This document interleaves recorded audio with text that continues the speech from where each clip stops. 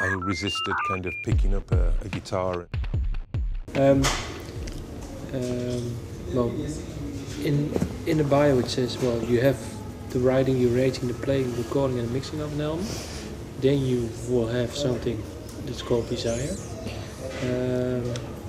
Well, you were saying what happens when you get all those other elements right too, apart from desire. Then there's an interesting line. It's something we've only felt once before. What album too? I think that was a reference to our first album, I think, in a way. But we were so kind of unaware of what we were doing, we didn't realize we were getting everything right.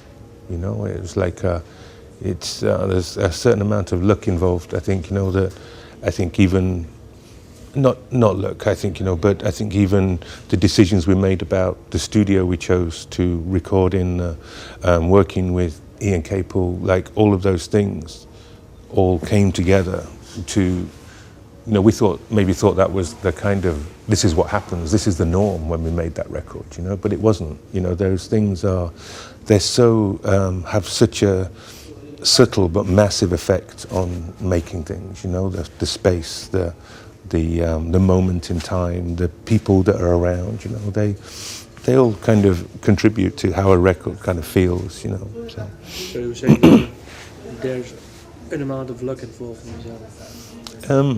I think that I think those choices were made. They weren't just thrust upon us. So, but they are kind of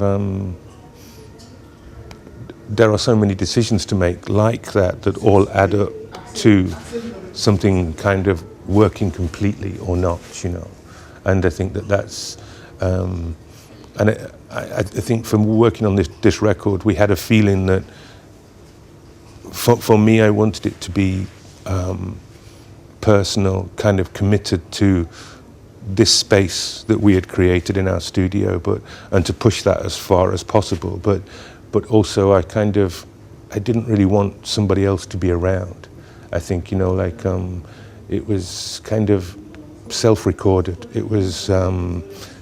It's a personal work. There isn't somebody in between us and the recording process or the mixing process. It's very much kind of, it's a personal thing.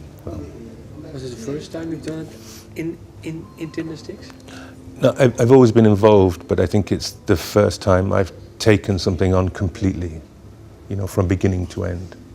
So, right down to recording the hi-hat, it's like it's been a kind of a responsibility, that isn't, it isn't all good, but now I'm on the other side of it.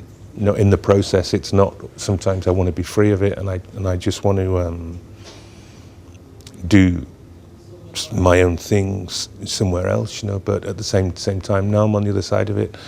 I feel that kind of personal thing about it. It's very particular, I think. When did you feel you were up to it? I think I've always been up to it. I just wanted to do it. Yeah. So I just wanted to do it. So. Well, you started out with 20 ideas, and they resulted in 9 songs. How did that, pinning down occur? I think it kind of does it itself. I think the way this record was made was the songs weren't written; they were ideas.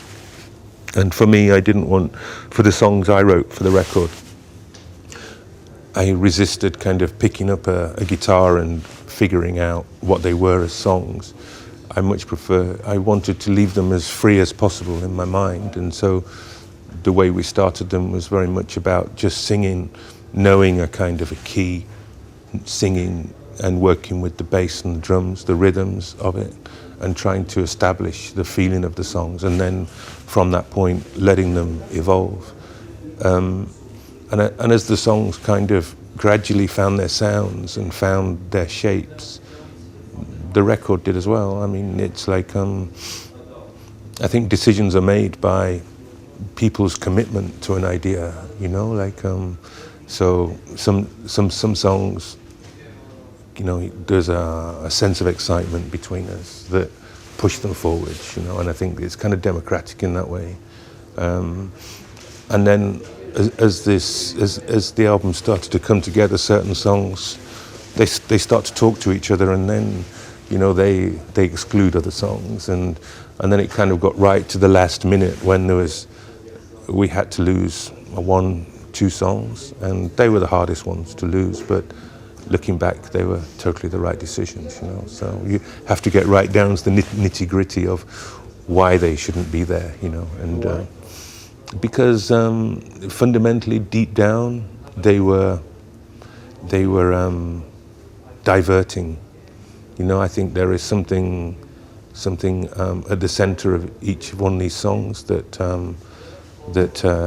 gradually unfolds and adds up to something greater than just a group of songs, you know. What are the song titles of those songs that you left out? I'll keep them to myself. So.